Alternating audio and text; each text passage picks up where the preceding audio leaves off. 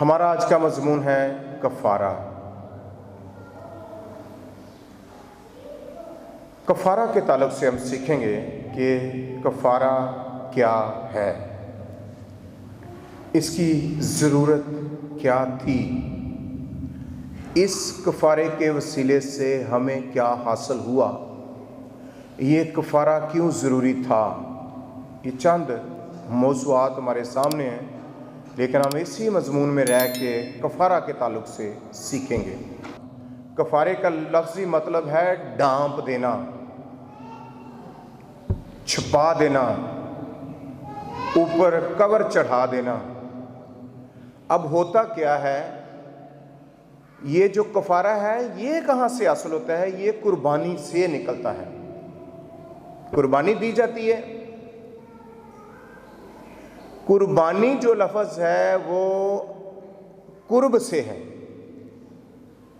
قرب کا مطلب ہے نزدیکی، اور قربانی میں بھی نزدیکی ہوتی ہے۔ دو لوگوں کے درمیان میں نزدیکی ہوتی ہے جب کفارہ دیتے ہیں، کہ ایک جو قربانی دینے والا ہے وہ انسان ہے، لینے والا خدا ہے۔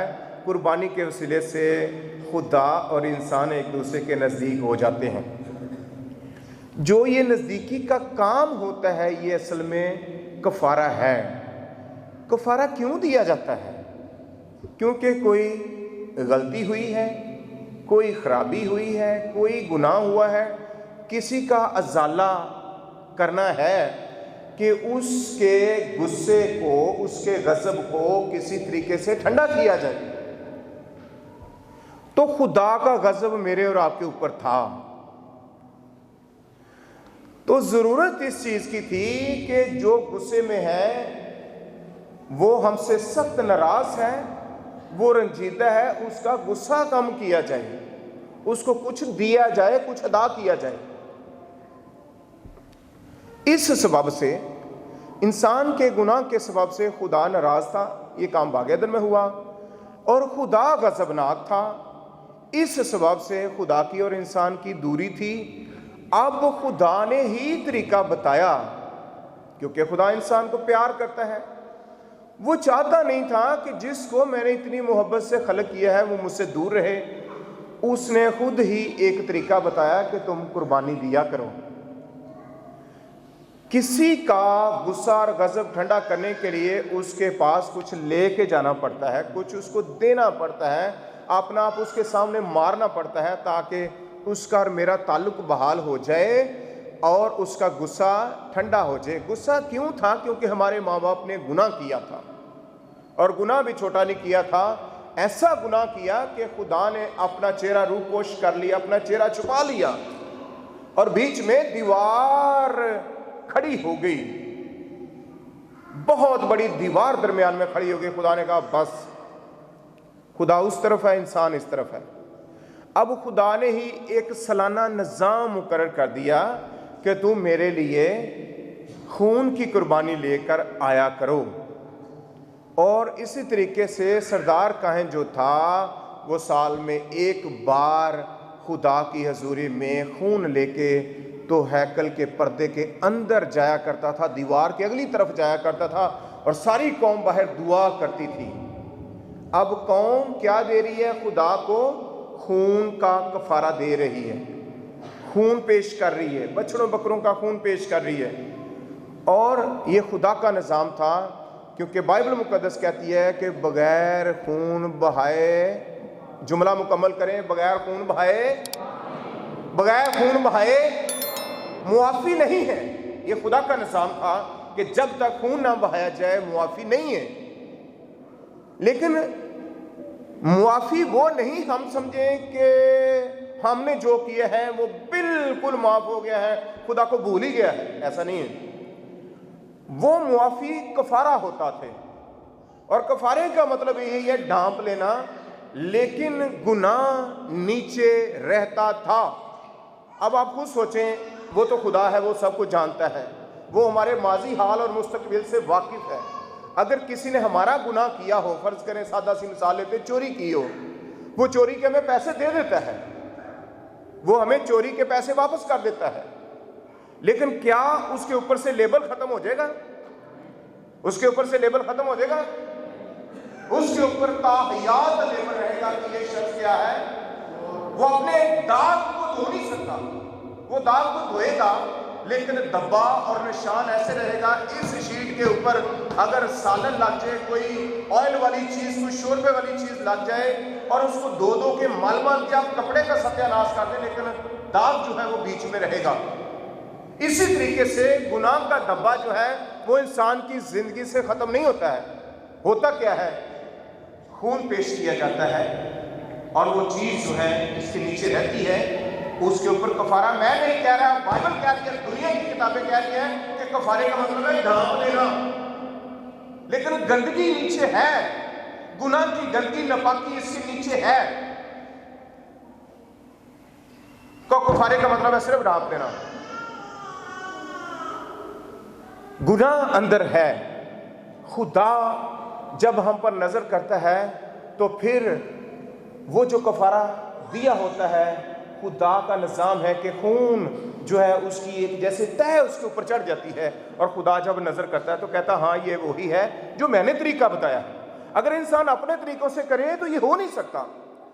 باغ عدن میں آدم اور حوا نے کیا کیا تھا؟ گناہ بھی کیا، اور پھر اپنے طریقے سے اپنے گناہوں کو ڈھانپنا چاہا۔ انہوں نے اپنے گناہ کو چھپانے کے لیے کس کی انجیر کے پتوں کی لنگیاں سلائی کر لی، جوڑ لگا لگو کے اپنا ننگا پان انہوں نے چھپا لیا۔ خدا ناخوش ہوا۔ خدا نے کہا یہ نہیں کہ بندہ گناہ بھی خود ہی کرے تے وہ دا حل بھی خود ہی کٹ لوے۔ لے خدا میں انجیر دے پتیاں دیاں لنگیاں پا لیاں نے تو ہن میں تیرے سامنے آن دے لائق ہو گیا ہوں۔ نیور ایور، خدا نے کہا ایسا نہیں ہو سکتا۔ خدا نے کہا جو طریقہ میں بتا رہا ہوں اس کو دیکھو۔ خدا نے ایک جانور کو ذبح کیا اور اس جانور کا چمڑا لے کر دونوں کے لیے کرتے سلائی کیے۔ بائبل کہتی ہے دونوں کے لیے کرتے سلائی کر کے تو ان کے ننگے پن کو ڈھانپ دیا۔ یہ خدا نے نظام پیدا کیا، اور خدا نے کہا کہ اس طریقے سے تم کسی حد تک میرے سامنے آنے کے لائق ہو۔ یہ خدا نے طریقہ بتایا، لیکن اس کے ساتھ سزا کیا ملی؟ باغ عدن سے باہر نکال دیا ان کو۔ خدا اس طرح سے کام کرتا ہے۔ اب آغاز وہیں سے ہوا، اور خدا کے غضب کو ٹھنڈا کرنے کے لیے آدم حوا نے سیکھ لیا، اپنے بچوں کو بھی سکھا دیا کہ خدا کے سامنے کچھ لے کے جایا کرو، خدا کو کچھ پیش کیا کرو تاکہ خدا کا غضب ٹھنڈا ہو جائے۔ جب ہم خدا کو پیش کرتے ہیں، ہمارا پیش کرنے کا طریقہ اچھا ہونا چاہیے۔ ہماری چیز جو ہے خدا پسند کرتا ہے اعلیٰ قسم کی ہو۔ غور کیجیے، جب ہم خدا کو دیتے ہیں ہماری چیز اعلیٰ قسم کی ہو اور پیش کرنے کا طریقہ اچھا ہو۔ منگرو لان والی گل نہیں کرنی۔ اور تیسری بات یہ ہے کہ ہمارا اس کو دینے کے لیے جو ہماری سوچ ہے، ارادہ ہے، وہ اچھا ہو، لالچ سے بھرا ہوا نہ ہو کہ خدا نہ دئیے کچھ نہ کوئی ملے گا۔ ایسا نہیں ہے، وہ دیتا ہی ہے، لیکن خدا 3 باتوں کا تقاضا کرتا ہے۔ دینے والی چیز اچھی ہو، دینے کا انداز اچھا ہو، یعنی سوچ اچھی ہو۔ وہ اچھی سوچ کے ساتھ ہم دیں کہ خدا خوش ہو جائے، اس کا غضب ٹھنڈا ہو جائے۔ آدم اور حوا نے اپنے بچوں کو سکھایا، لیکن غلطی کر دی انہوں نے۔ ایک نے غلطی کر دی۔ جو حابل تھا اس نے سیکھ لیا، وہ بھیڑوں بکریوں کا چرواہا تھا۔ حابل جو تھا اس نے کیا پیش کیا؟ اس نے کہا کہ میرے پاس جو اس وقت سب سے اچھی چیز ہے، میں اپنے بچڑوں، اپنے جانوروں، مویشیوں، برے کا، میں اس کے خون کو، اس کی چربی کو لے کے خدا کی حضوری میں جاتا ہوں، میرے لیے یہ سب سے مہنگی چیز ہے۔ بہت اچھا۔ پھر جو قائم تھا وہ کھیتی باڑی کرتا تھا، اس نے بھی کچھ پھل لیے، لیکن اس کی سوچ اچھی نہیں تھی۔ اس نے پھل پیش کیے، اس کا یا سبزیاں پیش کی، جو کچھ اس کے پاس تھا اس نے وہ پیش کیا، لیکن وہ مقبول نہ ٹھہرا۔ اس کی سوچ ٹھیک نہیں تھی۔ دونوں نے اپنے طریقے سے خدا کو خوش کرنا چاہا، لیکن حابل کا نذرانہ قبول ہوا اور قائن کا نذرانہ قبول نہ ہوا۔ اس سبب سے جو قائن ہے وہ اپنے بھائی پر غضبناک ہو گیا، کہنے لگا اس کا ہدیہ قبول ہوا، میرا کیوں نہیں ہوا؟ میں اسے مٹا دوں گا، میں اسے ختم کر دوں گا۔ اور اس نے اپنے بھائی کو قتل کر کے تو اسے زمین میں उसके ऊपर मट्टी डाल दी। आवाज आई, कायन तेरा भाई कहाँ है? ये जो उसके जुमले हैं खुदा को जवाब देने के लिए ये साबित करते हैं कि कायन ने उस कुर्बानी की तालीम को सही तरीके से कबूल ही नहीं किया। वो कहता है मुझे क्या पता मेरा भाई किधर है, क्या मैं अपने भाई का मुहाफिज हूं? यानी ये उसका खुदा को जवाब देने का तरीका है। और इस तरीके से उसकी कुर्बानी कबूल ना हुई क्योंकि उसने अपने आप को गुनहगार तस्लीम ही ना किया। उसने इस बात की ज़रूरत ही महसूस ना की कि हमारे माँ बाप ने गुनाह किया है, हमें उसकी हुज़ूरी में कुर्बानी पेश करनी है ताकि खुदा का गुस्सा हमारे माँ बाप पर तो है ही है, हम पर भी ना हो, उसका गुस्सा टाल जाए। कायन ने इस बात को कबूल ही नहीं किया। आज भी बहुत सारे लोग हैं जो अपने आप को गुनहगार तस्लीम नहीं करते हैं, वो तस्लीम नहीं करते हैं कि हम गुनहगार हैं। मैंने कईयों के मुंह से सुना है, वो कहता है हाँ ठीक है, गुनाह तो आदम हवा ने किया था, हमारा क्या कसूर है। वो भूल जाते हैं कि हम किसकी औलाद हैं, हम किसकी औलाद हैं? आदम और हवा की औलाद हैं। अगर हमारे माँ बाप ने खून गुनाह किया है तो उनका खून हमारे अंदर है, और वो गुनाह उनकी शरीयत के अंदर बस चुका था। जो गुनाह उनकी शरीयत के अंदर, फितरत के अंदर, जबिल्लत के अंदर आ चुका था, वही आगे नस्ल इंसानी में वो कन्वर्ट हो चुका है। इसलिए सारी नस्ल इंसानी जो है वो गुनाह और लानत के नीचे थी और खुदा नाराज था। खुदा ने कुर्बानियों का निज़ाम जो है पैदा किया, और इसी तरह से ये कुर्बानियों का सिलसिला जो है वो चलता रहा। और काहिन हर साल कुर्बानियाँ देते थे, हर साल कुर्बानियाँ लेके खुदा की हुज़ूरी में आते थे। लेकिन फिर क्या, यहाँ पे हमने क्या पढ़ा है? इब्रानियों के खत में जब हम पढ़ते हैं 10वें बाब को, मैं आपको पढ़ के बताता हूँ, लिखा है कि उन एक ही तरह की कुर्बानियों से जो हर साल बिला नागा गुजरानी जाती थी, पास आने वालों को हरगिज़ कामल नहीं कर सकती थी। हर साल कुर्बानियां गुजरानी जाती हैं, एक साल गुजरता है फिर गुजरानी जाती हैं, और कामल फिर भी नहीं हो रहे। बाइबल मुकद्दस कह रही है वो फिर भी कामल नहीं हो रहे। उनका गुनाह, उनका इल्ज़ाम, उनकी वो नापाकी अभी भी है, इसलिए हर साल कुर्बानियाँ होती हैं। अगर कुर्बानी का मतलब ये हो हतमी मुआफ़ी, तो फिर अगले साल कुर्बानी देने की ज़रूरत पेश ना आए। तो कफ़ारे का मतलब ये है, कुर्बानी के वसीले से कफ़ारा देना, कफ़ारे का मतलब ये है ढांपना। हर साल ढांप देते हैं, हर साल हम गुनाहों को ढांप देते थे। आज भी यहूदी लोग कुर्बानियाँ करते हैं और हर साल गुनाहों को ढांप देते हैं। लेकिन इसका हल क्या निकला, इसको आगे चल के पढ़ते हैं। इसी हवाला को इब्रानियों 10वें बाब की दूसरी आयत को आगे बढ़ाता हूँ। क्योंकि जब इबादत करने वाले एक बार पाक हो जाते तो फिर उनका दिल उन्हें गुनहगार ना ठहराता, बल्कि वो कुर्बानियाँ साल ब साल गुनाहों को याद दिलाती थी। कुर्बानियाँ क्या करती थी? जब एक दफ़ा आपने कुर्बानी कर ली है, अगला साल आ गया, वो फिर याद दिलाती थी कि तुम अभी भी गुनहगार हो, तुम अभी भी क्या हो? गुनहगार हो। और आगे लिखा है क्योंकि मुमकिन नहीं कि बैलों और बकरों का खून गुनाहों को दूर करे। ये मुमकिन ही नहीं है, गुनाहों को दूर करे, ये लफ्ज़ समझे, दूर कर दे, ख़त्म कर दे, मिटा दे, मुमकिन नहीं है। बल्कि वही बात होती थी, कफ़ारा होता था और ढांप देते थे। इसलिए वो दुनिया में आते वक्त कहता है, यीशु मसीह की बाबत ये बात हो रही है, वो दुनिया में आते वक्त कहता है तूने कुर्बानी और नज़र को पसंद ना किया, बल्कि मेरे लिए एक बदन तैयार किया। अब यीशु को क्या बख्शा गया? खुदा के बेटे को, खुदा के कलमे को एक बदन बख्शा गया।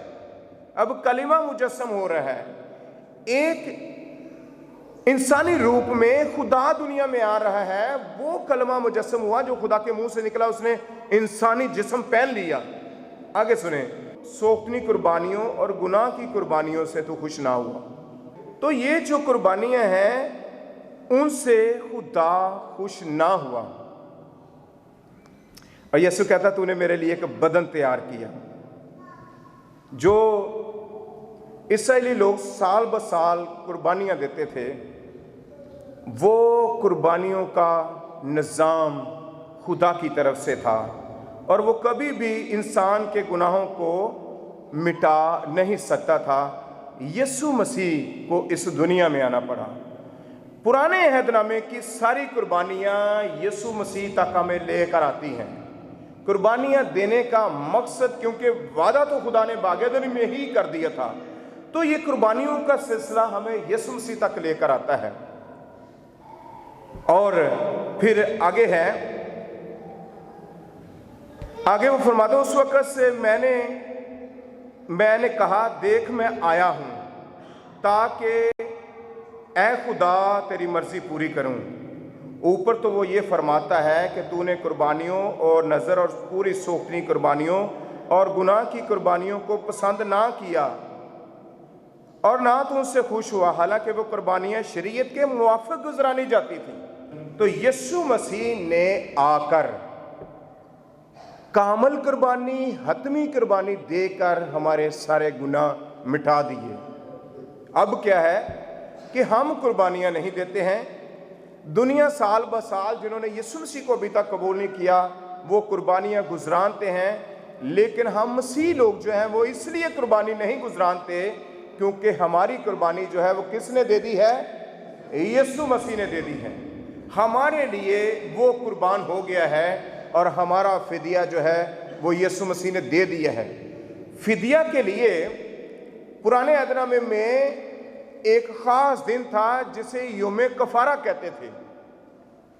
उस दिन अपने गुनाहों का कफ़ारा पेश किया जाता था। मैंने कफ़ारे का मतलब बताया, डांपना। तो कफ़ारे के लिए अगर हम इसको आसानी में आम जुबान में समझें तो इसका लफ्ज़ है अदायगी का दिन, यानी खुदा को अदायगी करनी है हमने।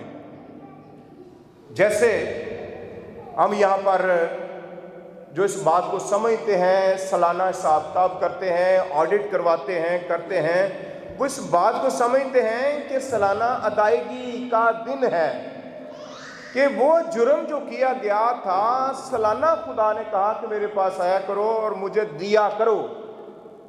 आदम और हवा खुदा से दूर हो गए गुनाह के सबब से, उसी गुनाह के सबब से हम भी दूर हो गए। फिर खुदा ने जब खैमा इत्मा बनवाया और इसके बाद हैकल बनवाई तो खुदा ने अपनी नाराज़गी को, अपने गुस्से को लोगों को नुमायां तौर पर दिखाने के लिए, क्योंकि शरीयत मुरतब हो चुकी थी, तो खुदा ने दिखाया कि अब पर्दा लगाओ। जो पाक तरीन मकाम है और आम लोगों की जगह है सरदार, उसमें पर्दा लगा दिया। ये खुदा ने अपनी नाराज़गी दिखाई, क्योंकि गुनाह के सबब से क्या होता है? खुदा से जुदाई हो जाती है। गुनाह के सबब से इंसान खुदा का मुजरम था। गुनाह के सबब से इब्लीस को बार बार इंसानों पर इल्ज़ाम लगाने का मौका मिलता था और गुनाह के सबब से मौत पैदा हो चुकी थी। रोमियो 5वें बाब की 12वीं आयत पढ़ें तो लिखा है कि एक आदमी के सबब से गुनाह दुनिया में आया और गुनाह के सबब से क्या आई? मौत आई। और यूं मौत सब आदमियों में क्या गई? फैल गई, इसलिए कि सब ने गुनाह किया और खुदा के जलाल से महरूम हैं। और फिर कफ़ारे के सबब से, मसीह के कफ़ारे के सबब से, यीशु के खून के वसीले से क्या हमें हासिल हुआ? मैंने आपको बताया ना कि कफ़ारे की ज़रूरत क्या थी। पुराने अहदनामे में मैं आपको बता रहा हूँ कि कफ़ारे के वसीले से दोनों एक दूसरे के करीब हो जाते हैं, करीब होते हैं। मामलात बिल्कुल क्लियर नहीं हैं। मामलात यीशु के खून से क्लियर हुए। उससे क्या हुआ? हैकल का पर्दा जब फट गया यीशु के कफ़ारे के सबब से, तो हमारी खुदा के साथ रफ़ाकत बहाल हो गई, बाप के साथ हमारा मेल मिलाप हो गया, जुदाई की दीवार गिर गई और वो राह जो बंद थी, खुदा के पास जाने की राह, जन्नत में जाने वाली राह, फिरदौस में जाने वाली राह, आसमान पर जाने वाली राह जो थी वो खुल गई यीशु के खून के सबब से, और इंसान गुनाह की गुलामी से आज़ाद हो गया, गुनाह की माफ़ी मिल गई, खुदा के सामने जाने की दलेरी हासिल होगी और इस तरीके से हमारा बाप के साथ मेल और मिलाप हुआ। दुनिया कुर्बानियाँ गुजरानती है, मसीह लोग कुर्बानी नहीं गुजरानते। हमारे लिए वो कुर्बानी जो यीशु मसीह ने दी है, हम हर साल उसको याद करके تو شکر گزاری کرتے ہیں اور اپنے آپ کو مارتے ہیں، روزے کے وسیلے سے عاجز کرتے ہیں، فاقہ کشی کرتے ہیں، اپنے بدن کو دکھ دے کر ہم اس قربانی کی شکر گزاری کرتے ہیں، ماتم کے ساتھ نہیں، خوشی کے ساتھ، وفاداری کے ساتھ، تابعداری کے ساتھ ہم یاد کرتے ہیں کہ خدا تیرا شکر ہو، تو میرے لیے قربان ہو گیا۔ اگر یسوع قربان نہ ہوتا تو ہم خدا کی بادشاہی میں جا نہیں سکتے تھے، چاہے ہم جتنے مرضی راست باز ہو جاتے ہیں۔ تو اس سبب سے یسوع مسیح کے کفارے کے سبب سے ہم اس لائق ہوئے کہ ہم آسمان کی بادشاہی میں جا سکیں۔ اب ہم قربانیاں نہیں دیتے، لیکن اس کا مطلب یہ نہیں ہے کہ اب ہم ہر طرح سے آزاد ہیں۔ ہمیں خدا کے ساتھ اپنی محبت اور اپنی وفاداری کا پریکٹیکلی اظہار کرتے رہنا ہے۔ مثال دیتا ہوں، ہمارے چرچ کے ایک نوجوان بیٹے نے اور بیٹی نے پچھلے جمعے میں اپنی قربانی خدا کو حضوری میں پیش کی۔ وہ کھانا پکا کے جمعے کو لے کے آئے، اس سے پہلے بھی ایسا ہی ہے، پچھلے جمعوں میں بھی وہ اس لیے لے کے آئے تاکہ ہم خدا کو کچھ دیں اور خدا کو خوش کریں، اور کسی گناہ اور خطا کے سبب سے اگر خدا کا غضب ہم پر ہے تو اس کا غضب ٹھنڈا ہو جائے۔ یسوع مسیح کا کفارہ اپنی جگہ پہ ہے، لیکن جب ہم ایسا کرتے ہیں تو وہ غلطیاں خطائیں جو ہم سے اچانک میں ہو جاتی ہیں، ان کے ازالے کے لیے، خدا کی برکت کو حاصل کرنے کے لیے، اس کی نزدیکی کو حاصل کرنے کے لیے، اس کی قربت کو حاصل کرنے کے لیے ہمیں کچھ نہ کچھ لے کر خدا کی حضوری میں آنا پڑتا ہے، جیسے پرانے عہد نامے میں تھا۔ تو جیسے ہم یہ چھوٹی سی اور مثال بڑی خوبصورت ہے، آپ گھر سے آتے ہیں تو آپ خدا کو ملنے کے لیے آتے ہیں تو کچھ لے کے آتے ہیں، اور جب آپ کو کہا جاتا ہے جو جو قربانی آپ گزرانا چاہتے ہیں آپ اپنے ہاتھ بڑھاتے ہیں تو خدا کی حضوری میں دیتے ہیں۔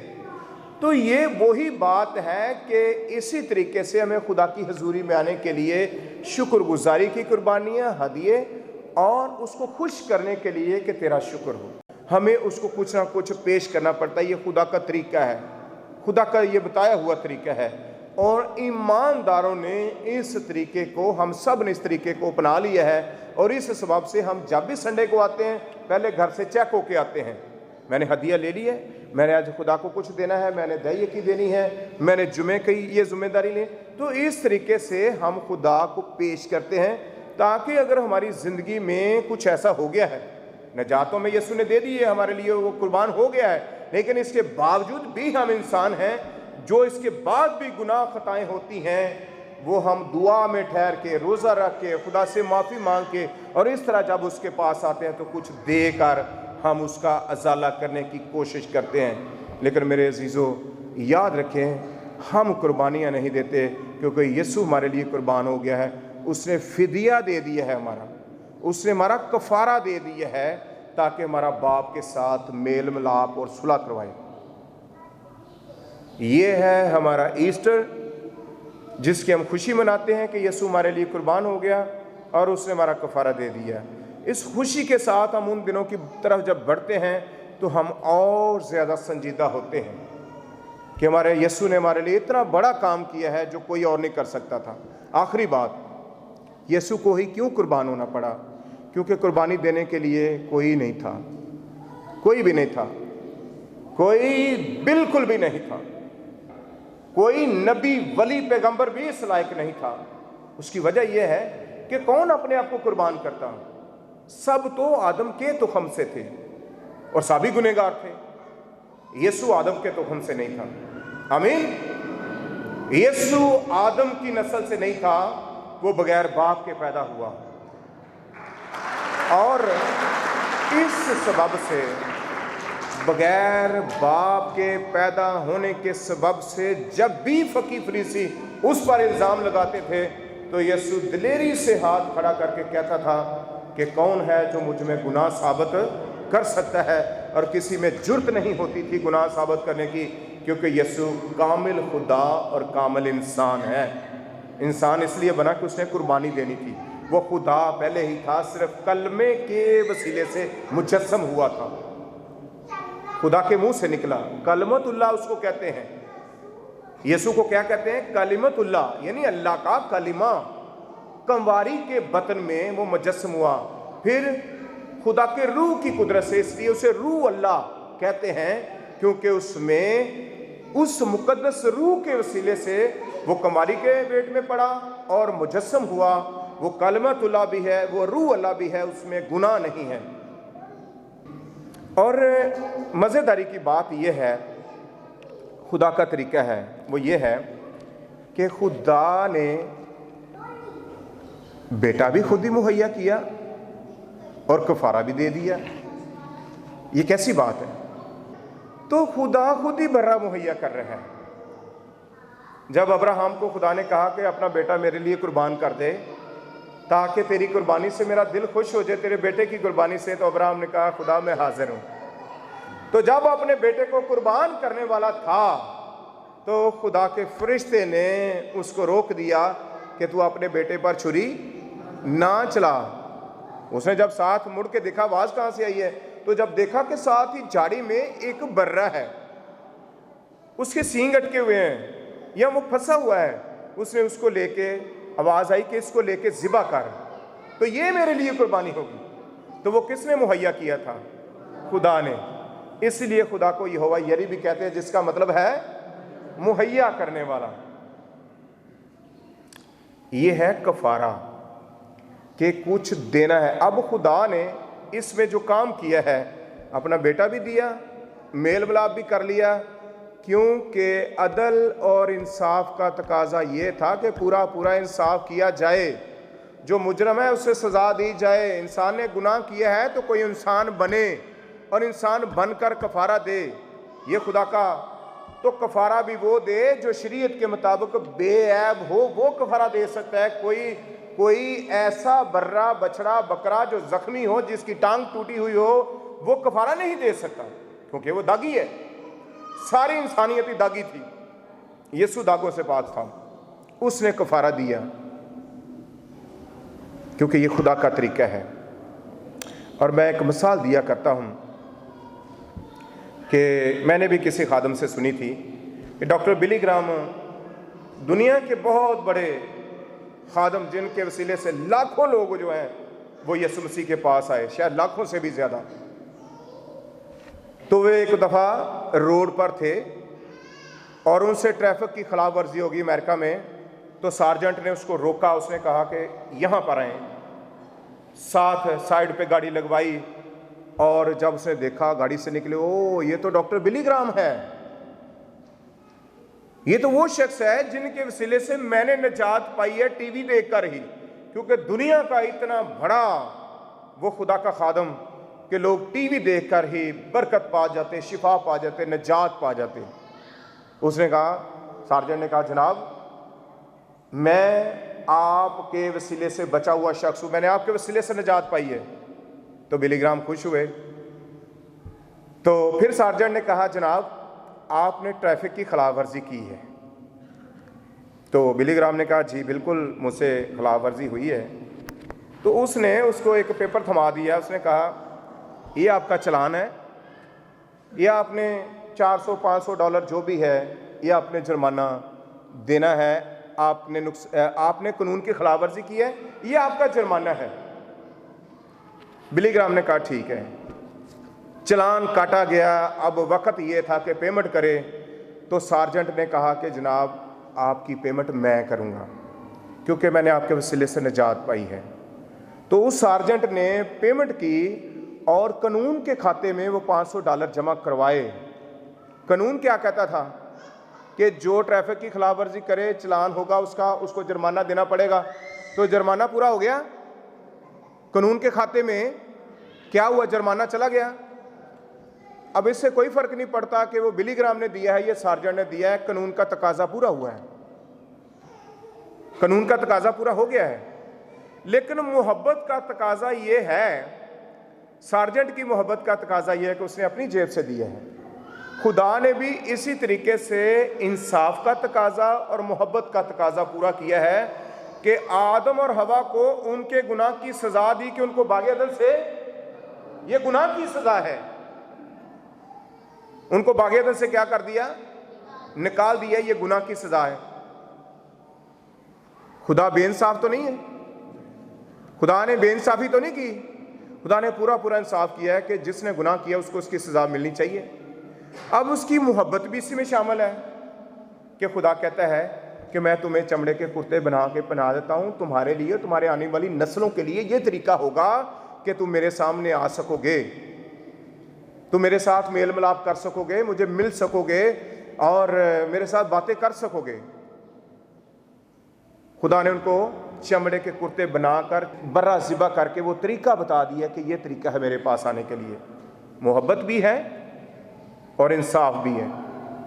اسی طرح سے وہ بلی گرام والا واقعہ، اور اسی طرح سے اگر ایک باپ جو ہے، کسی کا بیٹا اگر قصور کرتا ہے تو اس کا باپ اسے چھڑی سے مارتا ہے۔ دیکھنے میں لگتا ہے کہ باپ کو بڑا غصہ آیا، پتہ نہیں باپ نے ایسے مار دیا ہے، لیکن باپ کیوں مارتا ہے؟ اس میں باپ کی محبت ہے، کہیں میرا بیٹا برے کاموں میں آگے نہ بڑھ جائے، کہ وہ چور بن جائے، وہ ڈاکو بن جائے، اس کو ابھی سے ہی پکڑنا، اس کے لگانا ضروری ہے۔ یہ باپ کی محبت بھی ہے اور باپ کا غصہ بھی ہے اس میں، باپ اس کو درست کرنا چاہتا ہے۔ اسی طرح سے خدا نے ہمارے ساتھ جو کیا ہے نا، وہ محبت بھی کیا ہے اور ہم پر رحم بھی کیا ہے اور انصاف بھی کیا ہے، اس کے لیے ہم خدا کی شکر گزاری کرتے ہیں۔ آمین۔ ہمیں کس قدر یسوع کی شکر گزاری کرنی چاہیے جو بے عیب برا اپنے آپ کو پیش کرتا ہے کہ باپ، کتاب کے برقوں میں میری بابت لکھا ہے، اے باپ میں آیا ہوں کہ تیری مرضی پوری کروں۔ وہ آیا خود اپنی مرضی سے، اس نے اپنے آپ کو پیش کر دیا، اس نے باپ کی فرما برداری کی اور میرے اور آپ کے لیے قربان ہو گیا تاکہ ہم گناہوں سے آزاد ہو جائیں۔ تو کیا ہم گناہوں سے آزاد ہیں؟ کیا اس کی قربانی کے وسیلے سے ہمارے گناہ معاف ہو گئے ہیں؟ کیا ہم باپ کے ساتھ آسمان کی بادشاہی میں جانے کے لائق ہو گئے ہیں؟ آئے میرے عزیزو، اپنی آنکھیں بند کریں، اپنے سروں کو جھکائیں اور سوچیں کہ یسوع کی قربانی سے ہمیں کیا حاصل ہوا۔